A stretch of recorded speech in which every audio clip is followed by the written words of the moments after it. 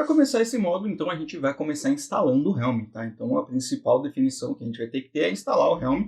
Eu vou guiar vocês, mais ou menos, pelos passos e vou dar as ideias básicas de quais são as melhores opções e como você vai instalar o Helm, e depois eu vou mostrar para vocês qual que é o resultado final, tá?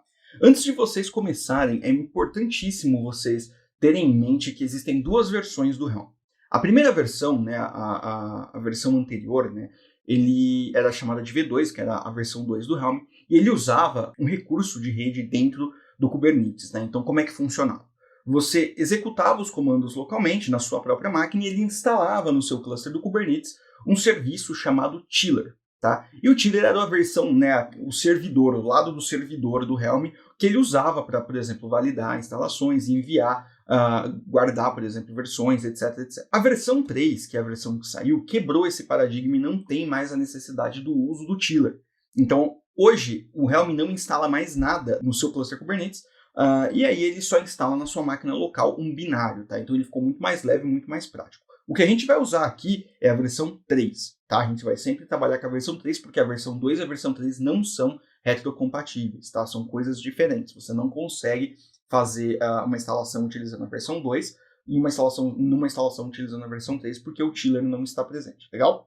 Bom, para isso, então, a gente vai entrar aqui no site do Helm, né, helm.sh, e aí a gente vai vir aqui na Home, né? Na Home ele já vai ter uma série de coisas que você pode fazer aqui, e aí a gente vai, inclusive tem aqui alguns charts, a gente tem o Helm Hub, tá? Eu vou mostrar para vocês como funciona, mas a gente tem aqui o Getting Started dele, e aí a ideia é que, assim, você tem várias formas de instalar, ele está presente em todas as arquiteturas, tá? Então você consegue instalar tanto no Windows, quanto no Linux, quanto no Mac. Então, para você instalar o Helm, você tem duas formas. Você entra aqui, né, na página de instalação, nesse Installation Guide, e ele vai te levar aqui para uma série de lugares. Então, se você tem Windows, você pode instalar tanto pelo binário, né, quanto pelo exe do Windows, quanto também pelo Package Manager, que é o Chocolate, né? Então, é muito recomendado que você use Package Manager sempre que possível. Se você está no Mac, use o Homebrew, então é Brew Install Helm só, não precisa de mais nada. Se você está no Windows, você pode usar o Chocolate, então, que é esse daqui. E se você está no Debian, na versão do Debian, no Ubuntu, por exemplo, você consegue instalar pelo apt direto pelo repositório ou então pelo snap do Ubuntu. Se você não está em nenhuma dessas versões, você consegue fazer de outras duas formas. Você consegue buildar do source, né? Então o Helm é um projeto open source. Você entra aqui no repositório e aí realiza a build dele. Ele vai te dar um artefato no final dessa build, um binário, e você tem que mover, né? E mover esse binário que está em bin Helm para a sua pasta, né, para o seu path, user local, user bin, onde você tenha o seu binário localizado, tá?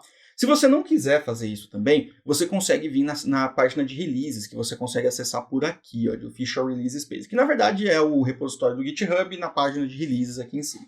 E aí aqui você vai ver que tem todas as releases. Então, se você quiser baixar de fato o binário direto, você consegue baixar tanto para o Mac quanto para o Linux, né? Então tem um monte aqui de arquiteturas, quanto para o Windows também. E aí uma outra coisa legal que o Helm também consegue fazer é que ele consegue ser instalado por linha de comando, tá? Então você consegue baixar ele aqui na linha de comando e rodar ele. Isso aqui só serve para sistemas que são Windows, até porque, para sistemas que são Linux, porque ele baixa um Helm.sh, né? Então ele está utilizando aqui, a não ser que você tenha uma forma de rodar, ou você pode usar o WSL dentro do Windows, tá?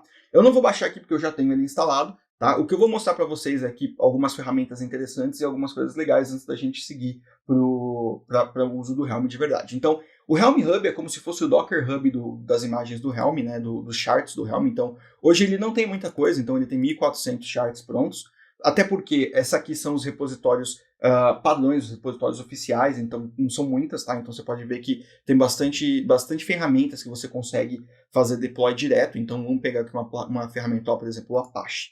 A gente consegue fazer o deploy de uma imagem Apache, né, de um chart do Apache, e a forma como você está instalando eles aqui, né? Então você consegue fazer a instalação aqui de forma super simples e super rápida. Então aqui é onde você vai buscar as imagens, você também pode buscar direto no repositório pela linha de comando, tá?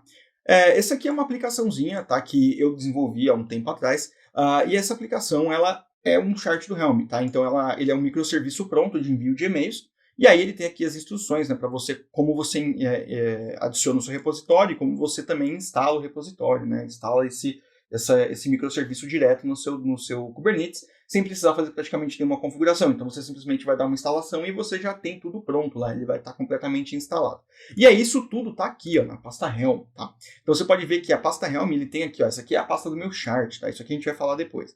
E aí aqui a gente tem templates, a gente tem o Helm Ignore, para ele ignorar, né, arquivos que eles vão mandar pro charts, então ele não vai, por exemplo, mandar os arquivos padrão do GitHub mesmo, que ele já está até marcado aqui. A gente tem o nosso chart.yaml, que tá vendo? V1, tal, o nome da aplicação, e aí os valores, né, esses aqui são os valores padrões, então você pode ver que aqui, ó, quando eu não colocar nada, ele vai pegar esses valores padrões aqui de dentro do Helm, e aí, dentro dos templates, a gente tem aqui um deployment, por exemplo, um autoscaler, que a gente vai falar no próximo capítulo, e um service, tá? Então você pode ver que o meu service ele é totalmente cheio de template. Então, ó, ele vai pegar o nome de lá do values, ele vai pegar o namespace da release, senão ele vai pegar o namespace do valor, senão ele vai usar um por padrão do que o outro, né? Então ele vai pegar o namespace do values por padrão, senão ele vai usar o do release. Aí tem os valores do nome, tags da imagem, tudo mais. E aí isso aqui, na verdade, é o padrão para qualquer serviço. Você consegue substituir isso aqui em qualquer serviço que ele vai funcionar, tá? Porque você consegue usar essas variáveis. Isso é a grande vantagem do Helm, tá? Uma vez que você instalou o Helm, você vai ganhar um comando chamado Helm, tá? Então se você colocar aqui Helm version, ele vai mostrar para você qual que é a versão que você está utilizando. Essa aqui é a versão 3.2.4, tá? Se você tiver uma versão diferente dessa, que ainda seja na versão 3, você tá bem, não tem problema nenhum. Dificilmente existe uma breaking change entre um minor e um patch, né? Que são esses dois números menores aqui. Agora, se você tiver uma versão 4, por exemplo, possivelmente você vai ter uma breaking change entre um lado e outro, tá? Então fiquem ligeiros com isso, por causa dessa situação. E aí no Helm você também pode simplesmente dar um Helm Help aqui, né? E ele vai mostrar para você todos os comandos que você tem de criação e de instalação e tudo mais, tá? Então, o que a gente vai fazer aqui, vamos parar aqui o vídeo por aqui, e aí a gente vai, no próximo vídeo, começar a criar o nosso repositório. A gente vai migrar a nossa aplicação para um repositório, né, para um chart do Helm, beleza? Então, até o próximo vídeo.